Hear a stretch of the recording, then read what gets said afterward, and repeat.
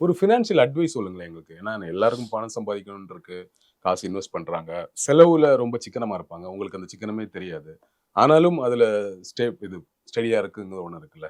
ஒரு புரொடியூசர்ஸ்க்கு மட்டும் இல்ல. ஜெனரலாவே யங்ஸ்டர்ஸ்க்கு சேர்த்து ஒரு ஃபினான்ஷியல் அட்வைஸ் ஒண்ணு சொல்லுங்களேன். ஃபினான்ஸ் அட்வைஸ்ன்னு அதாவது என்ன வரவு நம்மக்கிட்ட வருதோ, ம்.